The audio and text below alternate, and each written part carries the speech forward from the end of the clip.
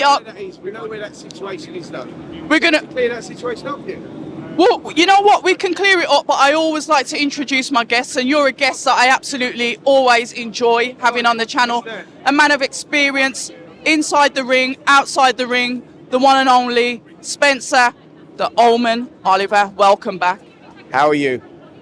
You good? All the better for seeing you, and we kind of crossed paths yesterday, but we won't talk about yesterday. Let's talk about Boxer. Today's about Boxer. Yeah, absolutely. It's today's about opportunity. I think there's probably a better way of saying it. Adam Azim going for the European title, trying to take my title, actually. A lot of people won't know this, right? So I'm going to give you this one. I won the European title in my 11th fight, so I hold it. I've held it as the quickest to win a European title from Britain. Previous one was Nazim Hamid, who won it in his 12th fight. I won it in my 11th fight. I've held that since 1997. Adam Azim is going in against Pettijan.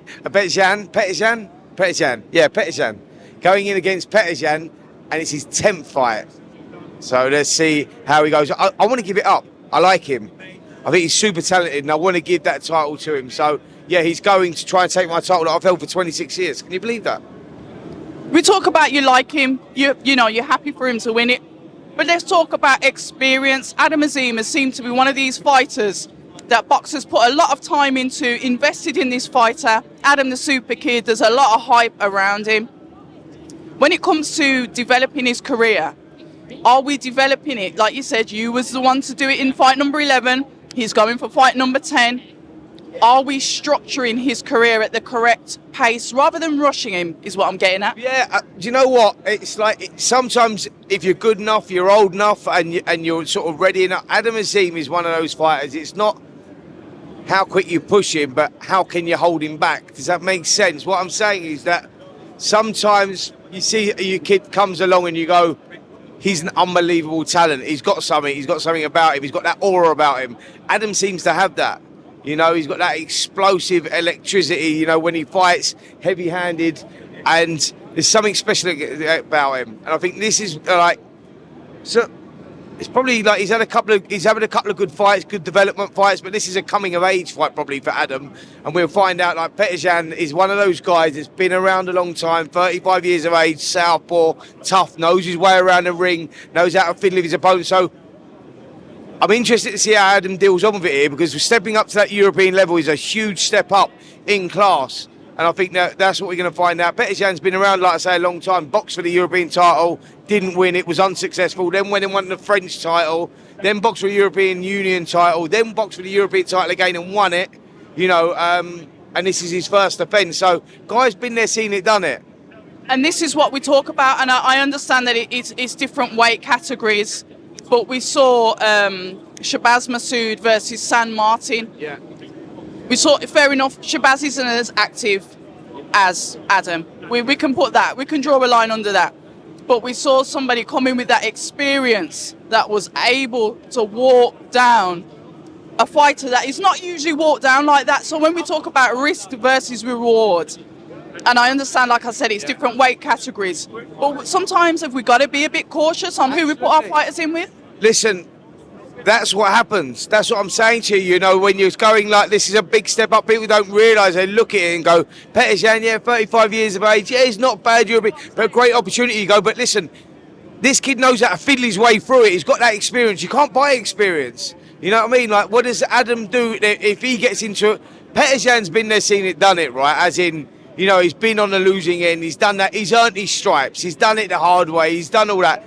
Adam's like been brought up, and you go, wow, how good is this kid? You know, going back a couple of years when he knocked out Ryan Charlton, you go, fucking hell, this kid can really fight. No one does that to Charlton. Then he moves up and boxed Santos and a few of the others, and Fanyan was a good win as well. Very tough fighter, Fanyan, underrated. And you look at that and you go, right, okay, but what happens if Adam finds himself on the seat of his pants, or if he's got to go through a crisis? This is what you get into at this sort of level. Pettijan would have done that. He would have been there, so he would know how to deal with that. Adam's not yet, so that's what I'm saying to you. That's that all those tests are still unanswered. He may answer them well. He may not have to go through them tests yet. But what I'm saying is he's starting to get into a level now where you know, these questions might need to be answered. Does that make sense? Yeah, it makes sense, but it's just something that obviously as a boxing fan we want to see. But another thing that we want to see, and I want to touch on, is obviously the matchmaking on the card. Matchmaking, we've seen Tom Dallas, and I know I shout him out quite a lot. Tom Dallas, who used to work for Wasserman, has now started working for Matchroom, and we've seen the elevation with the tougher fights that fighters are going into. Yeah. Sometimes what we can see is maybe 80-20, Yeah. as in the fights. Sometimes some of the fights maybe on this card you could argue the same.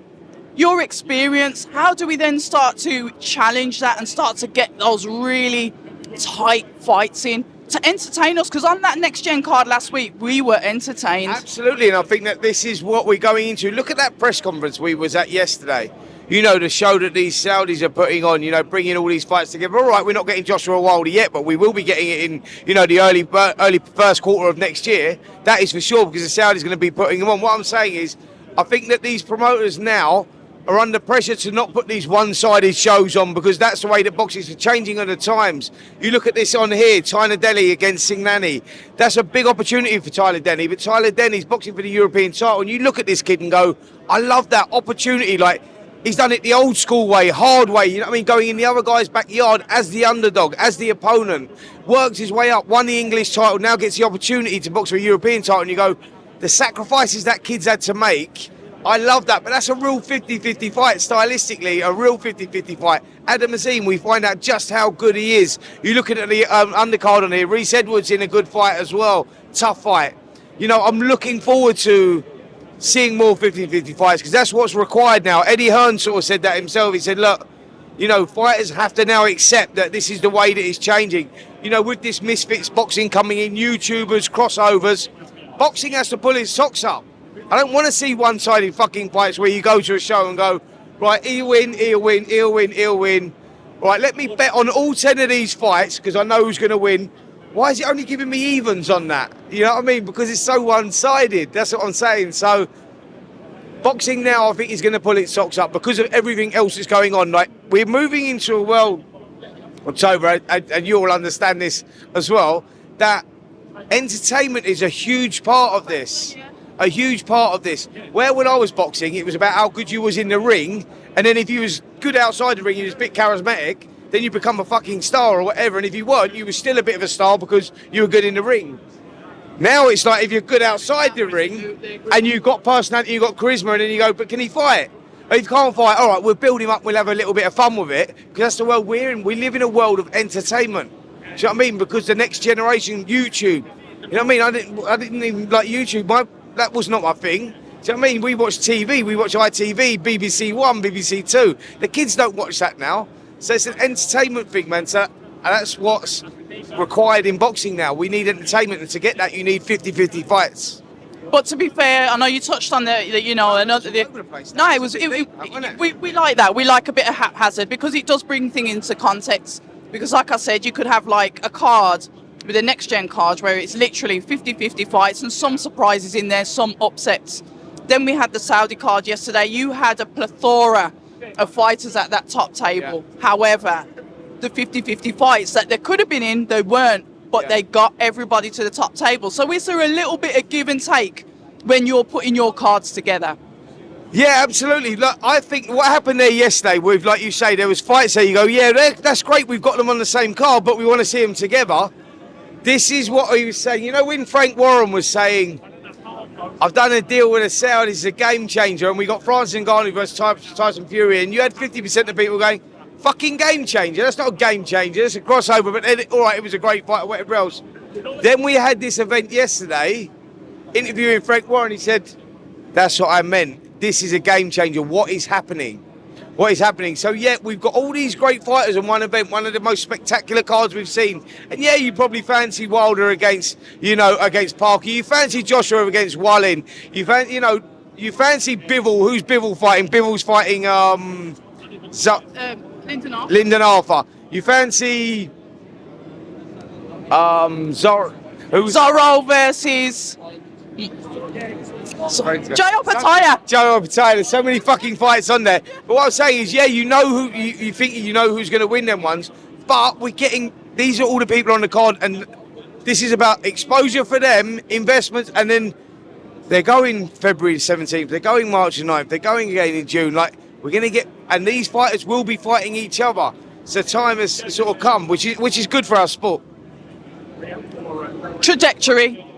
We've got Richard Riakporhe. Richard Riakporhe theoretically should be headlining a card. He's coming back after having his last fight in January as being on the undercard. I always like to ask you your opinion because you're a fighter, you're a former champion, you understand this. Yeah. What does that mean when you're on a trajectory, you're building your path, things happen as they do in life, and then you almost feel like you've got to rebuild? Well, I don't think it's a rebuilding process. I was just talking to Richard about that, actually. It's understanding where it is. It's understanding the business side of things. You know, Galamarian, who he was meant to be fighting, then he had that opportunity against Opatai, but it wasn't the right opportunity at the right time for him. He saw where he was at. He's highly ranked. He's number one with the WBO. Comes through this fight against an experienced opponent, which he will. Comes through this fight and he gets that mandatory position. Mandatory trumps rematch clauses. So what I'm saying is, Chris Billam-Smith is boxing Masternak.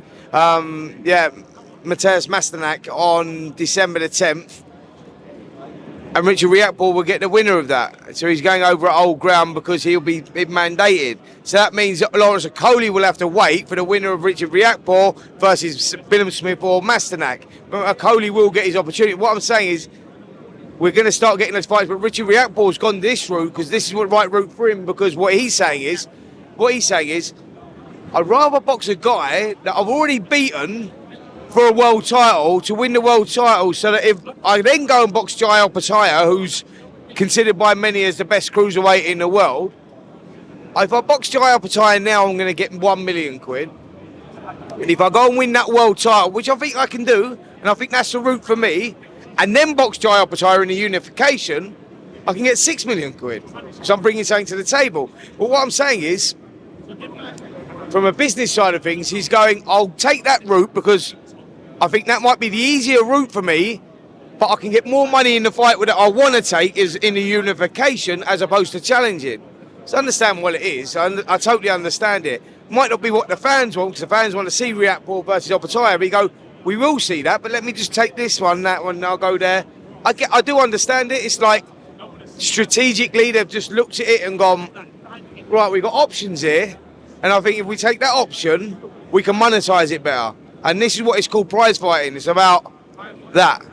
Well, strategically, and please correct me if I'm wrong, he was put in a position where he had no choice. I spoke to Richard on several occasions, and one of the things he said, that he always wanted to get a belt. So the belts that he wanted to get, he was in the line for the IBF. So it was always Jai Opetaia or it was Gulamarian. Yeah. Then he would have the unification against Okoli. Obviously, tables turn. So we talk about options, but this is due to circumstance, right? Absolutely, but I think that it was all about financial reward. And like I say, like, I'm not in the camp, so I don't understand properly the ins and outs of it. But I understand what, the conversations that were being had and the offers that were on the table. And I think that that's probably why Richard's gone, well, this is the route we can take, because I'm in a strong position wherever I go, whether that's WBA, Golamarian, whether that's the WBO, I'm waiting for Billam-Smith, or whether that's the IBF, going down the Opetaia route, or whatever. Do you know what I mean? So I understand it. It's just the route that he's taken because he's in a strong position wherever he goes. So take that. And I think what he wants to do when you're looking at unification fights is come to the party with something. Do you know what I mean? Don't come in empty-handed, because I'm going to monetize it more then. If I come empty-handed, I'm not doing anything. How are you, mate? I'm not doing, I'm not bringing anything to the table. Who said that? Who said that? Anyway. Yeah, go on, what? Never mind. No, Sam Eggington here, and I think he's in exciting fights, did you say? He is in exciting fights. That's why he's got a beautiful nose, because he's always in exciting fights. Exactly, but anyway, we digress. Yes. So, yeah. Where was I? What was I talking about? Talking about this situation. Yeah, we're talking about obviously bringing something to the party, and I get that. Important that that's important from Richard's point of view. So, like, it's all about you know, choosing to do what he wants to do and taking the opportunity when he wants to take it. So I understand it. Final words then. What was it? Fighter, by the way, and this is something else, another conversation I was having with him as well. Yeah. Just let people understand this. People that maybe never box, but, you know, like to have an opinion and, oh, he bottled it and all that. No fighter ever fucking bottles it. Like if you boxed at any sort of level and you get given an opportunity, you'll take it. It's to say someone's bottled it or they didn't fancy it is totally wrong. This is a business decision, not the fighter, because the fighter will always fucking take it. But it's the business decision. It's about being smart. And where back in the day, people say, yeah, but back in the day, done that. Fighters weren't smart business. That's why they all ended up with no money back in the day. Now that fighters are wising up a little bit, as in they've still got the fighting heart, but they go with their head as well, or they've got advisors around them, where fighters were sort of like vulnerable before, and that's why they were sort of put into fights. And some fighters would go into fights back in the day, and they'll be in the corner going, "How much am I getting for this one? We'll let you know after the fight, son. We'll let you know after the fight." That was the reality of it. And then they would get out. I think Johnny Nelson boxed once, and he got out and he had. Oh no, it weren't. It was Glenn McCrory. Glenn McCrory boxed once, and he got out of the fight, and they had to pay because they said that they never covered the cost of his fighter.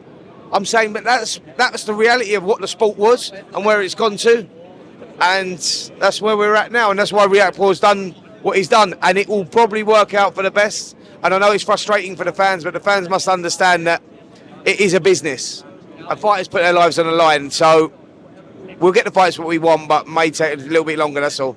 Yeah, I get it. And to be fair, there's a lot of questions that, you know, I'd have for, obviously, the promoter. The promoter is in the best position to answer those questions. However, final words. I just want your opinion of what it was like for you yesterday. I said I weren't going to cover it, but I just want you to give me your opinion of seeing, and excuse me for not including the American promoters, but you seeing Eddie Hearn and Frank Warren at the top table together. Just final words on that. Yeah, do you know what? I think it was good to see, if I'm honest. I like seeing it because, you know, they've never been in the same room together, let alone the top table together. And, you know, they're always bitching about each other. And I think that, you know, money speaks, and that's what's happened here. Turkey, Turkey Al Sheikh has brought the money. His Excellency has brought the money and has brought the promoters together. Let's hope they can continue doing that, because Frank Warren's got a great stable of fighters. Eddie Hearn's got a great stable of fighters. Let's get it on. That's what we want to see. You know what I mean? Ben Shalom's building a great stable of fighters. You know, he's got world champions. He's got a great young crop of fighters coming through. And that's what we want to see, man. We want to see them all working together. Ben Shalom's got that vision. He's a younger promoter of the lot of them, and like he has that vision where he wants to work with other promoters. I understand that. Do you know what I'm saying? So he's not there, is he? He ain't there. No, but what I'm saying is we need these promoters now. Let's hope that this Saudi situation may bring the promoters together and they can work without Saudi money involved as well. Because once they've worked together once, hopefully they can do it again, and they'll go, listen, let's do a 2-fight deal. You do it on your network of Sky, and then we'll put it back on my network of TNT or DAZN or wherever it is. I mean, situations can happen, right? And that's what we're going to leave it on. Listen, Spencer Oliver, it's always a pleasure. Enjoy today's press conference. You know, because I wasn't expecting that. We sort of ran off somewhere else then, didn't we? We like to do the unexpected. Yeah, that was unexpected. But if we're going to do the unexpected, who else to do it with except for me? You got it. People say I'm toxic, and honestly, I don't care.